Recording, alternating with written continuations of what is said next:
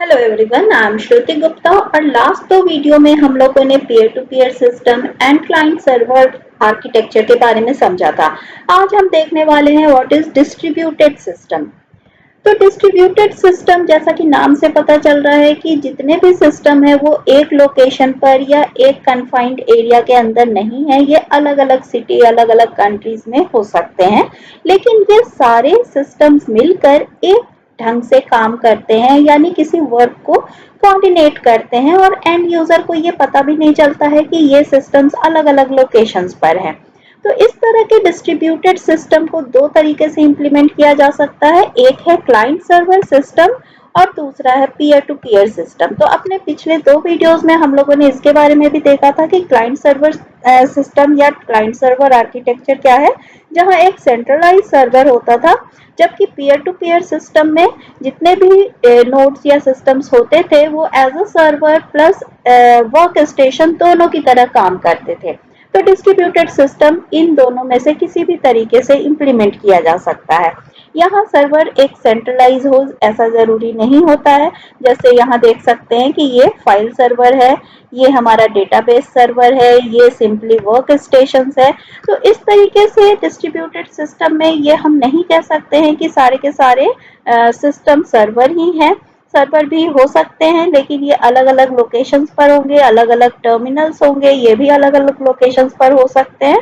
तो इस तरीके से डिस्ट्रीब्यूटेड सिस्टम एक तरह से कॉम्बिनेशन हो सकता है, या तो क्लाइंट सर्वर सिस्टम का या पीयर टू पीयर सिस्टम का। अब अगर हम इसके एडवांटेजेस देखें तो डिस्ट्रीब्यूटेड सिस्टम के जितने नोड्स हैं वो आपस में इंटरकनेक्टेड होते हैं और ये नोड्स आसानी से डेटा को एक दूसरे के बीच शेयर कर सकते हैं। तो एक इसका सबसे बड़ा एडवांटेज ये है कि सारे नोड्स एक दूसरे से कनेक्टेड होते हैं।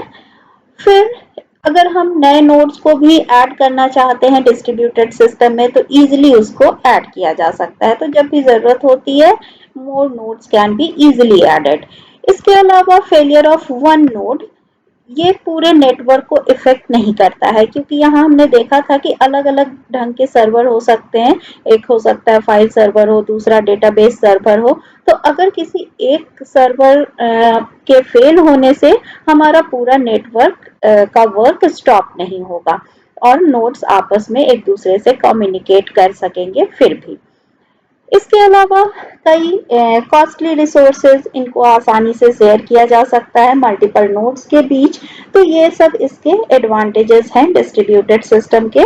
अब अगर इसके डिसएडवांटेजेस या लिमिटेशंस की बात करें तो इसमें एक सबसे बड़ा डिसएडवांटेज है कि यहाँ एक्स्ट्रा सिक्योरिटी फीचर की जरूरत होती है, क्योंकि जितने भी नोड्स हैं एक दूसरे से कनेक्टेड हैं और इनमें सिक्योरिटी इतनी ज्यादा नहीं होती है जितना हमारा सेंट्रलाइज सर्वर में होता है। तो ये इसका एक ड्रॉबैक है। फिर मैसेजेस और डेटा नेटवर्क में लॉस हो सकते हैं। क्योंकि ये किसी एक सर्वर पर नहीं होते हैं और इनका बार बार बैकअप लेना भी मुश्किल होता है। तो साथ ही साथ अगर हम सिंगल यूजर सिस्टम से कंपेयर करें तो डिस्ट्रीब्यूटेड सिस्टम में डेटाबेस कनेक्टिविटी ज़्यादा कॉम्प्लिकेटेड होती है या ज़्यादा मुश्किल होती है और इसको हैंडल करना भी ज़्यादा मुश्किल होता है सिंगल यूजर सिस्टम के कंपैरिजन में। इसके अलावा अगर एक साथ सारे के सारे सिस्टम या नोड्स डेटा सेंड करना चाहते हैं तो उस कंडीशन में ओवरलोडिंग हो सकती है, क्योंकि नेटवर्क पर अगर ट्रैफिक बहुत ज़्यादा होगा तो वहाँ ओवरलोडिंग प्रॉब्लम आ सकती है। फिर भी इस तरह के सिस्टम के काफ़ी एडवांटेजेस हैं जिसके कारण ये आजकल बहुत ही पसंद किया जा रहा है और इसको इम्प्लीमेंट किया जा रहा है ऑर्गेनाइजेशंस में।